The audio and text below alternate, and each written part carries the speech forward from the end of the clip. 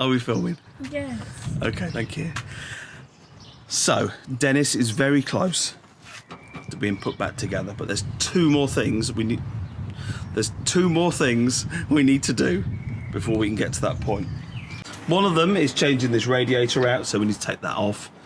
And the other thing that we're going to do right now is change these bonnet hinges. Let me show you. So, as I've told you before, you see these, there's like, Jesus, that's almost a centimetre that bonnet is down too far, and then the actual line up the bonnet is awful. Now, on these big salvage channels, they always say, even if the bonnet hinges don't look broken, change them, because they will be imperceptibly bent. And on here, I think we can see that. I think that's my problem. So, telltale signs are, we've got paint that's been chipped off, flaked off, and also at the back here, it's rubbing against the actual metal in the scuttle panel.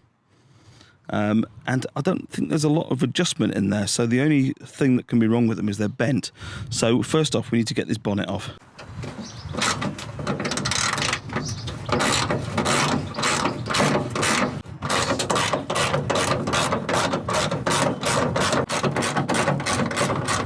Need to do this before it starts possibly raining again, so should be a very straightforward job. You can either come and hold this, which is free. Yeah, do you want to do that? And then we need to take the whole bonnet off, or rest it down on the car. Right, go around this corner. It's a bit warm though. Right, and hold it like that, yeah? That's it, got it? Mm-hmm. It's actually quite light. Right, just pop it down there. Right, you let go. Thank you very much. Now we have our new brackets, and I've been assured. Yeah. I've been assured these haven't been in an accident. They were on a car that rusted out. So let's put that theory to the test, shall we?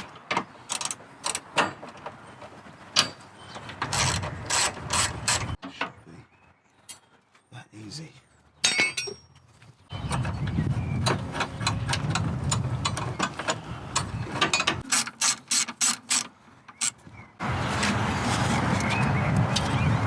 Before we put the scuttle back on and the windscreen wipers, which I've refurbed as it were, need to give this all a bit of a wash, don't we? I suppose.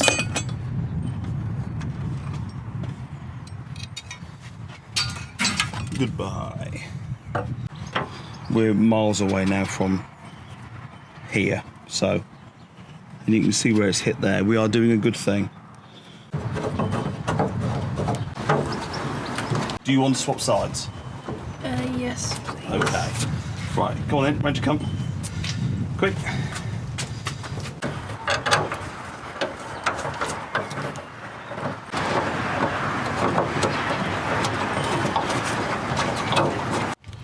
Right, your work here is done. Thank you very much. Unless you want to stay, of course. No. Bye.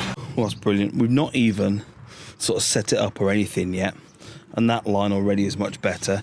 This isn't level, but there's a couple of mil in it that just needs altering. That's no problem. That line is 1,000 times better. Even that line up there is equal, and this is down slightly, but look at it.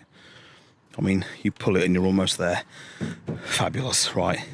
So I think we need to get this very, very close, and then I can put the scuttle back on and put the wipers back on.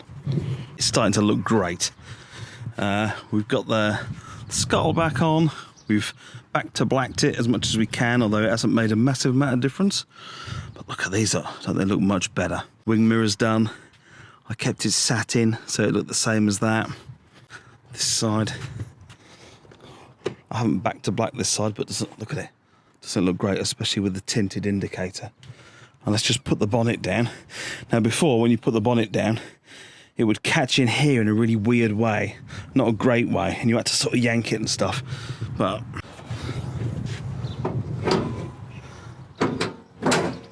oh yes, It's looking better already, isn't it? Look at that, even those lines look better. Right, there's going to be a short interval while I go and watch the Formula 1. But while I'm doing that, have a little look at how I did these.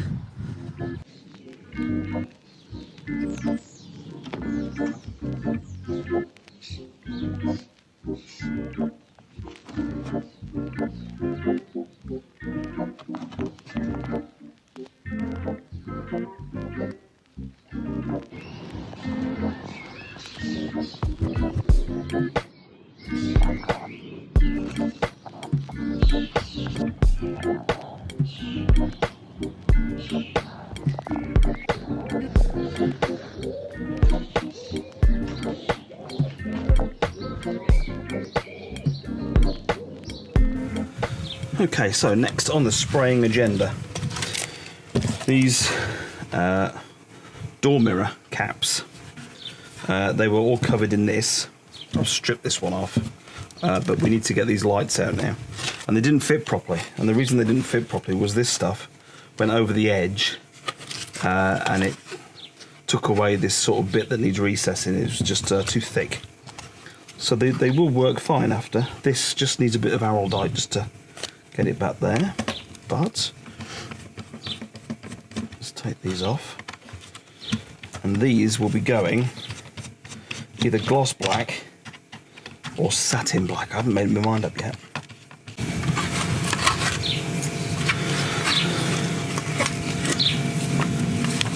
It obviously didn't work out for them, so instead of doing it again, they painted the bits they missed. Okay, no.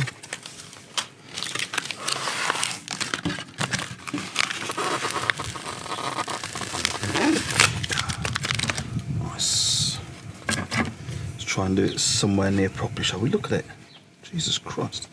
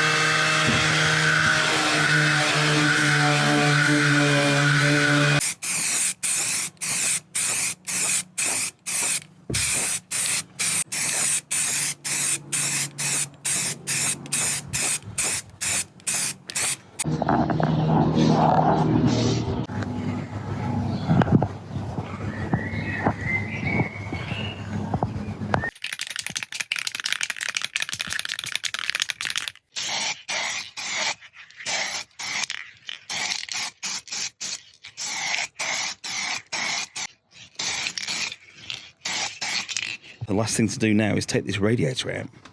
It should be straightforward. I've put a new little clip for the bonnet to stay. I'm trying to find something for this, but I can't quite find the right thing yet. You will notice that we're a radiator missing. I'll show you that in a minute. And that is the AC radiator. I've got a new one. And when we put it in, we'll have to change these bits. But it further goes to my thought that it's had a little tiny front ender. Because I just thought, I wonder, the AC doesn't work. And I had a little look at this, and these bolts were only done up hand tight anyway. So I just undid it and took it off. Let's have a look at that. And here it is. You've probably seen it knocking around in the background. But look at it. All the fins are hanging out. It's bowing. Look at that, absolutely knackered. And why am I changing this radiator, you may ask? Well, the fins are all starting to drop out of it. And this too has had some sort of bend or bang in it.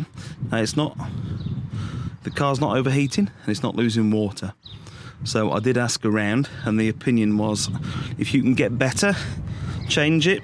If you can't, stay with what it is. So we've got a Tegiwa alley rad to go back on there. It's all out.